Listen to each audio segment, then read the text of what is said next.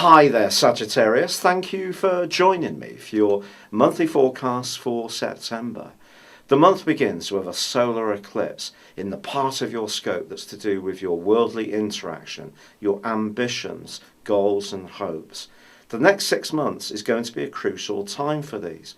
But it's not a time when you can make moves towards these areas without a consideration on how this is going to impact on your home, emotional and family life. And the two areas are going to almost be competing throughout that half-year period. They're not going to be operating in exclusion to one another. And that's something you do need to bear in mind as you do cast your mind towards what you want to achieve. Now, because the solar eclipse is in opposition with Neptune and also squaring up with Saturn in your sign, there may be in some ways a sense of restriction, or that your options, whichever way you go, mean that you will lose something as much as you will gain something. And that's not necessarily a very nice situation for any of us to be in. So it's about really trying to distill everything down to understand what is crucially important for you. Once you do that, progress will be much easier. Now, friendships and the people you interact with, the people you know and network with, are going to be vitally important this month for 2 reasons. First, Venus, the planet of love, is in the friendliest part of your situation. In your love life, try to celebrate the things that make you and your partner, the things you have in common, not the things that make you apart. It's also going to be important once Jupiter, your ruler, moves on the 9th to begin a year's occupation in the same sector as Venus, the sector of friendship and long-term hopes. It's also going to be important that you recognise that as much as Jupiter can be the planet of fortune and gives you that happy-go-lucky side of your nature, and it can rejuvenate your associations with others during the next 12 months, the harder you work at those things, the more the rewards you're going to get. And that perspiration, along with the natural good fortune that Jupiter creates, is going to be part of the mix. However, from the 9th through to the 13th, ironically, Venus is going to be clashing with Pluto. And it's possible that a friend could come up with some kind of idea that seems to be really good as far as a financial project or strand is concerned. Don't be too quick to buy into this. There may be some hidden catches that are not particularly obvious. If you're footloose and fancy 3, there may even be one of your friends who takes on a much more sensual vibe that you find to be very appealing.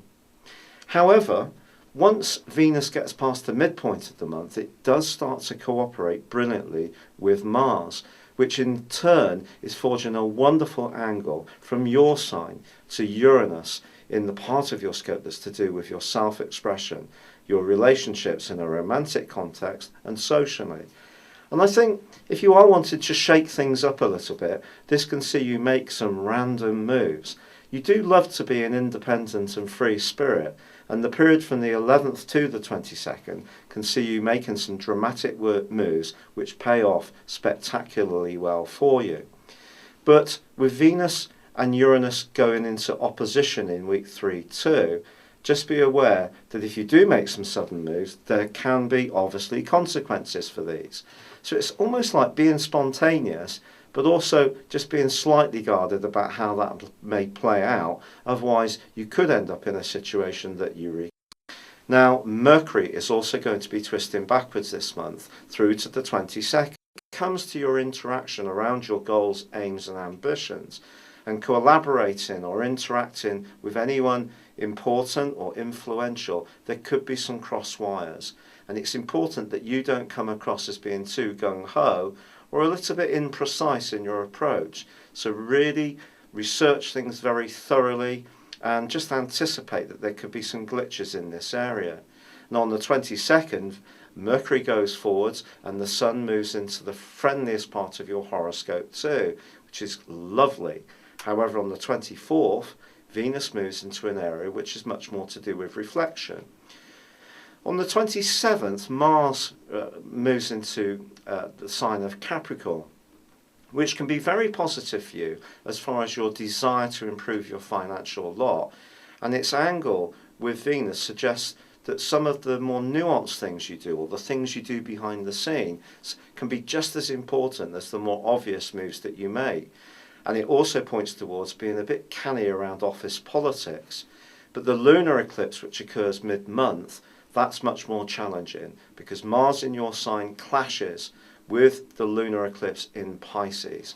And this suggests that impatience, particularly around personal, family or home issues, is not necessarily going to be in your best interest.